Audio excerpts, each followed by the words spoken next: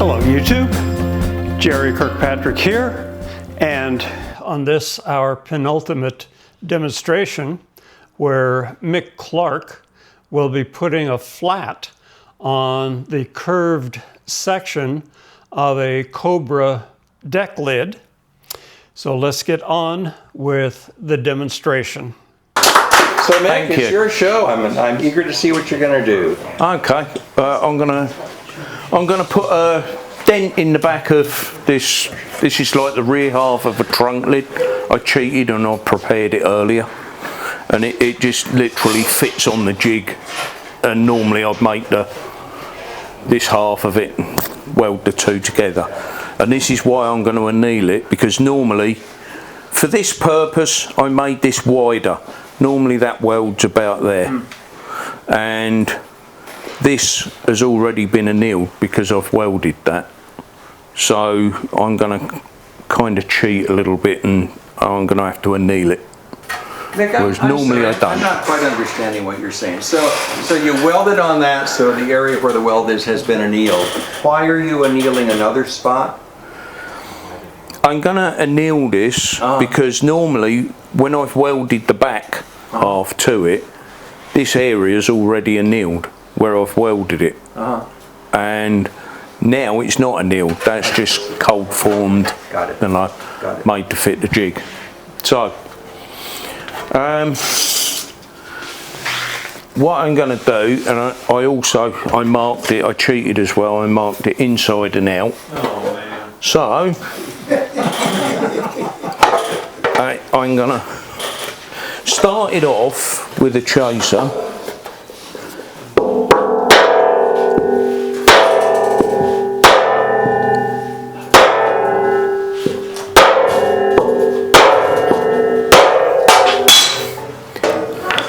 That kind of tells me where the lines are.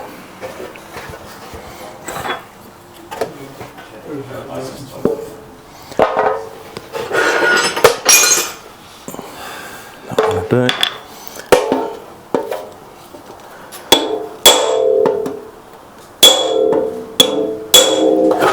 This was Jerry's idea to do this as a demo.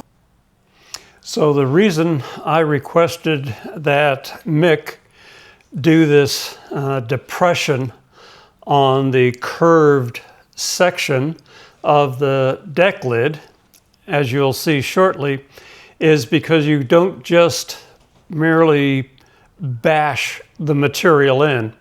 You have to be very precise as to where the material is displaced. There will be some annealing involved, and if this particular operation is done properly, a portion of the depression is in the flat area, kind of below, and then up into the curved section where it needs an extra little bump. And doing this on a curve, putting this flat on a curve and maintaining some very sharp lines all the way around takes a lot of talent. So that's why I asked Mick if he would do this particular operation.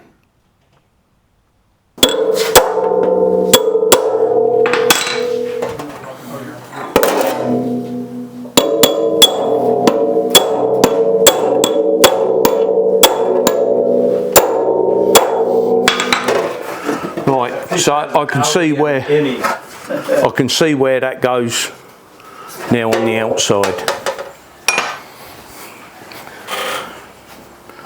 Now what I'm going to do, this is the tool that I kind of use for it. It's kind of crude.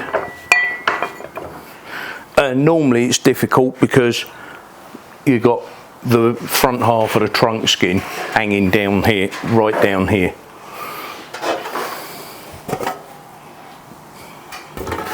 Somewhere here I had 2 clamps. There they go. Behind the box? Got them.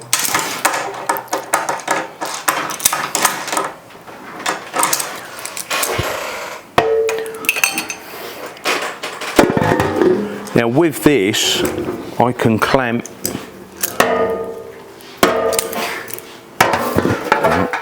wrong way round. That helps things immensely. So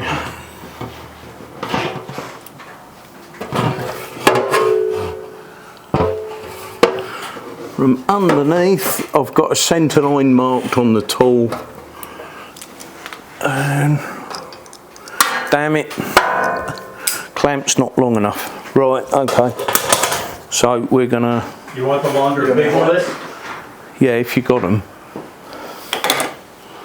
So with a kind of a dull, rounded one, so you're not pushing it all in on one fine point.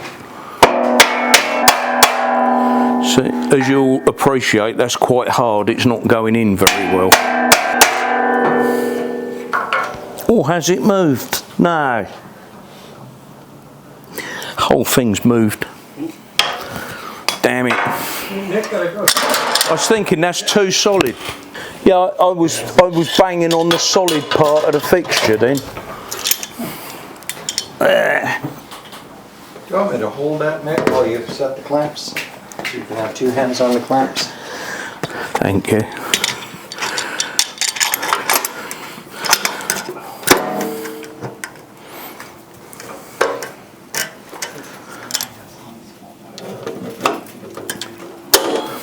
There's one. How many bodies have you made with this fixture? Loads. You stop keeping track.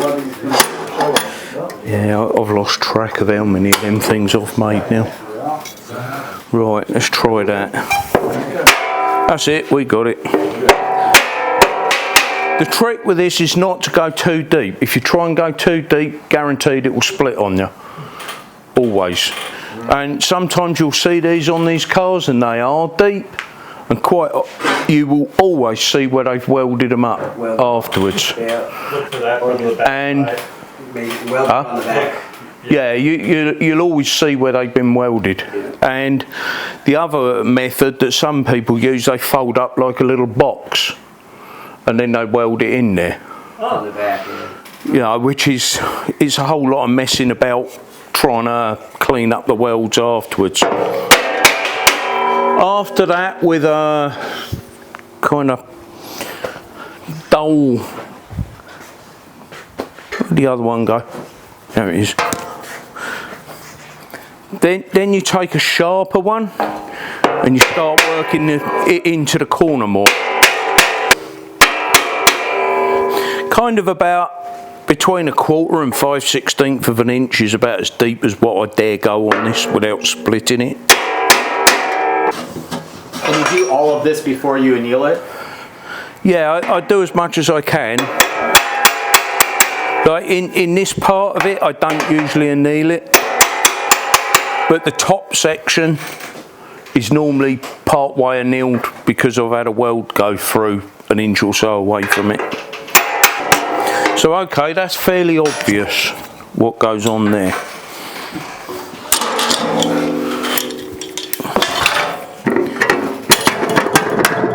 And then we're going to start, like you can see. That's nice. That damn sure is not. Anyone? And now we're going to start working this out up here. So that I'm gonna, which is why I wanted to knock it out in the beginning now. And I also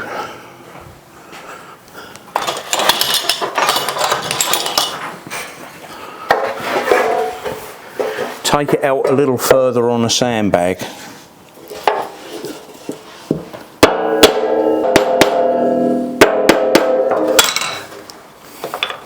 So now we're going to anneal that, and now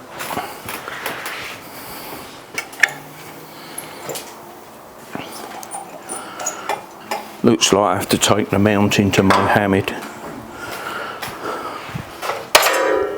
Right. Can I hold that for you while you're... Yeah, sure. Right.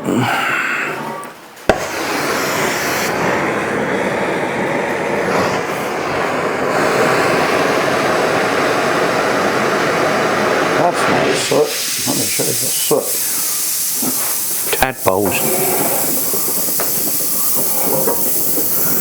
Right. So just gently warm it till the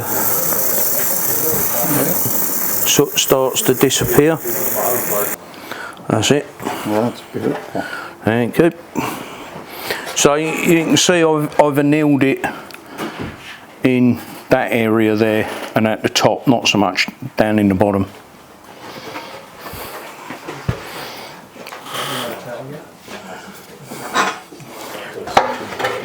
So now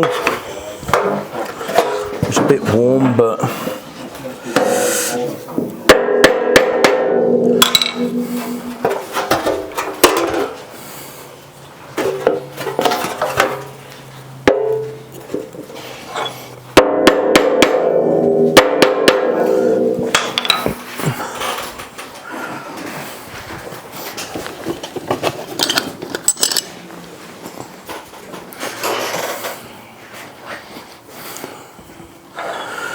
Have you kind of rounded and dulled these down, these metal tools? They don't have any kind of sharp. no, they're like blunt and polished. Yeah. Like yeah, that one that I got kicking about is just a cold chisel, and it's this one's a piece of flat bar that I found one time. So now I'm going to bring this top corner out.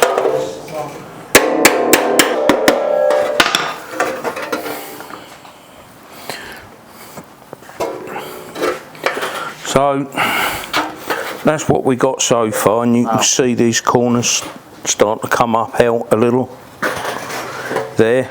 Now I've got to blend that into there, tidy this up a little. So this stake just happens to be a nice fit for down there.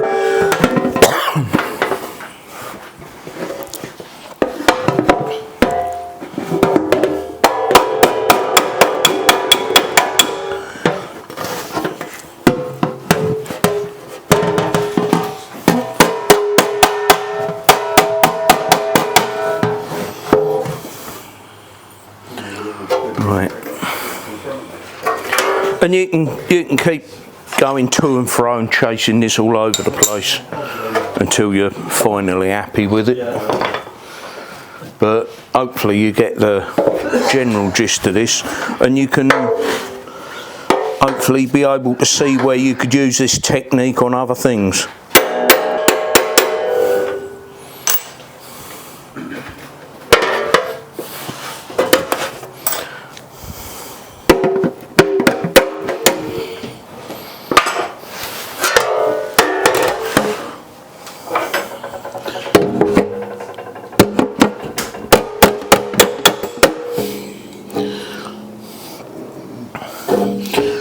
And these heel dollies, quite often that side there works. You know, most people are on this or this, but that side there, And you're doing the fits very nice in some corners. dolly? You're hammering on the dolly? Yeah. Right now, okay.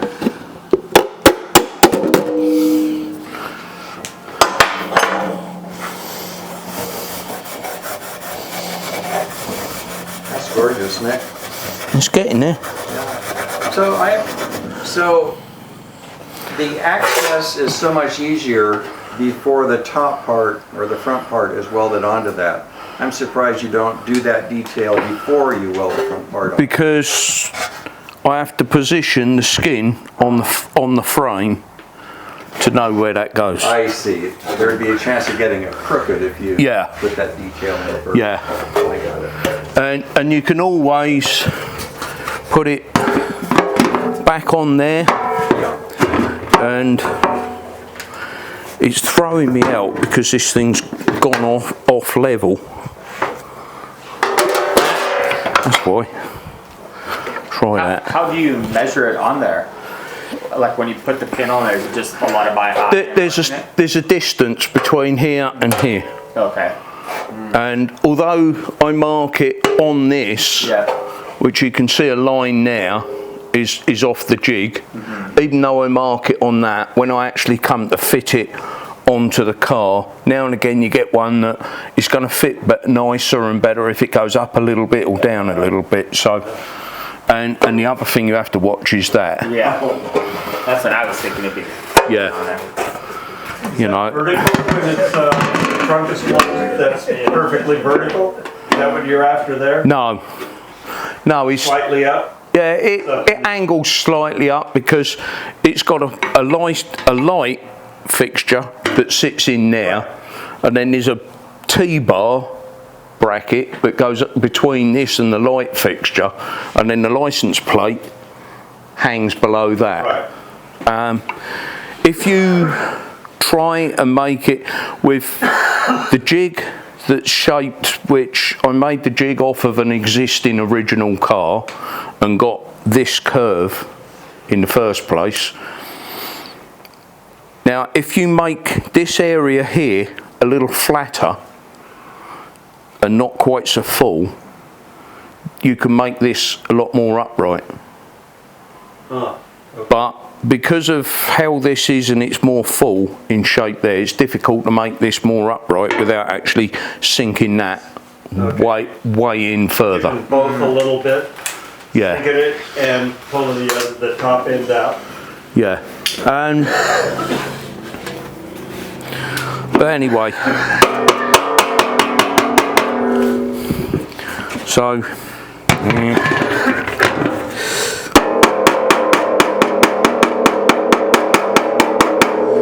as you can imagine, a little bit of filing and whatnot around that. Yeah, it looks great. But yeah, pass it around if you want. Looks like it's factory stamped. Yeah. Wow, nearly. The car that I'm just working on at the moment, the trunk lid on that, now it's not original, it's a repop trunk lid, but I would swear blind it was supplied by Anglis & Co. like in the 80s, right? Because the car was started to be restored and then they stored it away, and it's one of these new discoveries now. And the trunk lid on that, right above that license detail, is not as much crown in the middle, so from the back it comes down, it's a bit flatter there, so you can make that, you can knock the top of that detail out more and you can get it to look more upright than what they will normally. More perpendicular. Upright. Vertical. Yeah, this is right there is what I was talking about. See how that's sunk? Yeah. That's what I was. That's what I wanted to see was how. And you were getting that by having it upside down using the sand. Yeah. Yeah. I've seen one of those. I'm sure you've seen a couple.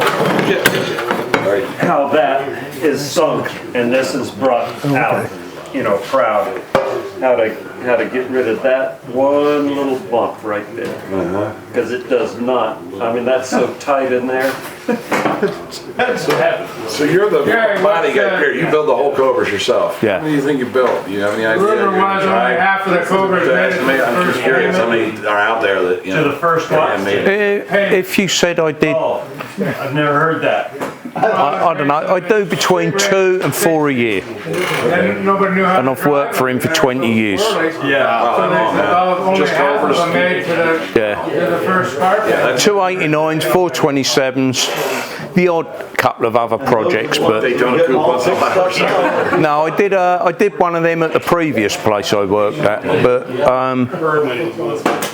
I did an Asika, and we fitted it onto a Cobra frame, and I made a new front for it, so it flips up like an E-type Jag, like that. One-piece nose. Yeah, one piece. That's cool. Right. I did one of those. That was, I don't know, 2016, 2017, something like that. Long time back now. Was that the flip nose car or a recreation of it? No, it was his own thing. It's an ACS Seeker. It's not the flip nose Cobra. Oh, okay. Oh, it's only one of those. Yeah, yeah. I keep hoping someone's going to want one of them doing. So I hope you enjoyed Mick's demonstration and can appreciate the amount of skill it takes to produce a nice sharp edge on such a radical change in the material. Up next will be Curtis Patience, who will be forming material in a somewhat unique manner, where he takes a flat piece of steel and by using different shapes of hammers, he will be raising material to get over to produce whatever shape that he's after. So thank you very much for watching. Please give me a like and subscribe. We'll see you in the next one.